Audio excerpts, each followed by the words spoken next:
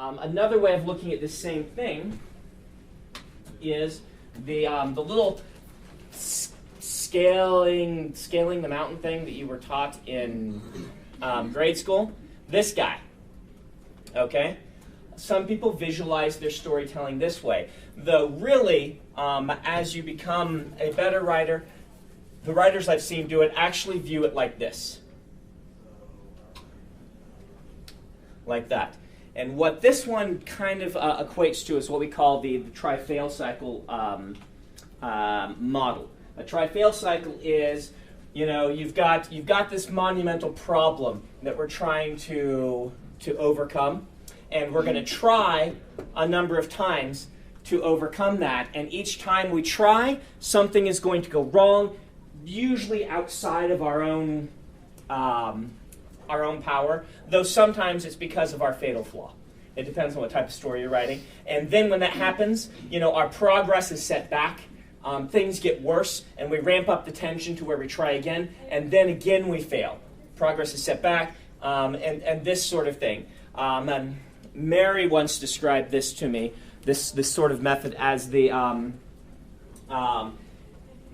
way you say, okay, your character gets up in the morning, and then what? Well, and then something goes wrong. Do they solve it? And you ask yourself, you say, yes, they solve it, but... It's a yes, but, or no, and. It's the yes, but, no, and method. Yes, they solve it, but something even worse happens. No, they don't solve it, and it gets even worse. Very simple story writing structure, but it is something to keep in mind. A good writing exercise is to try writing a short story with the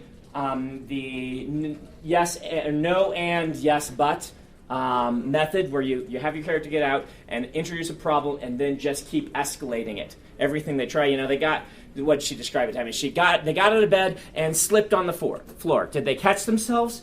Yes, but, in doing so, they kicked the table and knocked off the $1,000 Ming vase or something like that. Or, no, they didn't, and when they fell, they hit their heads and saw stars and were now in deep pain and maybe dying. Something like this. And then you ask the next question and the next question. That's this method. Dave, when he taught his class, said that for his plot structures, he liked to have someone fail twice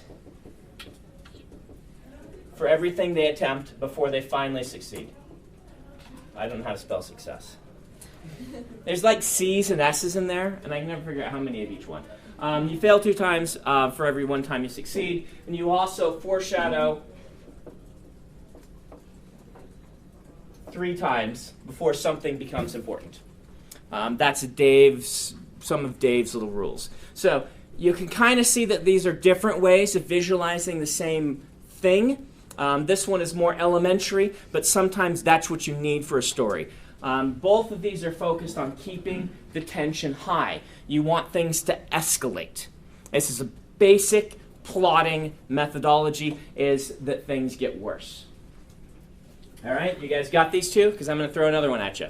Wait, foreshadow 3, what does that mean? Foreshadow 3 times before an element becomes important. For instance, if a person's fantastic memory is going to be a plot point, you want to foreshadow or show them using their memory in interesting ways at least 3 times before you actually make it a plot point. That's Dave's rule of thumb. All right? And what about fail 2 times? They fail 2 times before they succeed. Before they succeed. At any given thing they attempt, they fail twice before they succeed. And once again, remember, oftentimes overlapping the character's fatal flaw with these fail points is a good way to go about it. You want to avoid making your character look hopeless. However, you'll notice that if you read Pat Rothfuss's writing, it feels a lot like he's doing something like this, because Quoth will manage some great success, but then his fatal flaw, which is his arrogance or his temper, will then cost him most of what he's achieved and land him in equally deep water for his next adventure. He does this in the second one, where he saves the Maharaja's life from the assassin that everyone thought was him, and then he goes and insults the Maharaja's new wife because She doesn't like the whatever they are, yeah, I don't even know how to say it. The gypsies. And he just goes off on her. And so, of course, instead of being lavished with wealth, his fatal flaw has meant that he's only gained a little bit. He now has a little bit of a patron, but this guy can't, in order to not offend his new wife, has to kind of kick Quoth out and say, okay, you've got to go solve this other problem for me and get out of here before she forces me to have you executed. And so fatal flaw is therefore costing him. It's 3 steps forward, 2 steps back in this sort of method. That's very much a yes, but sort of plotting structure, if you think about it. Yes, he succeeds, but he does something that then makes it go horribly wrong. And it's not always Quoth's fault.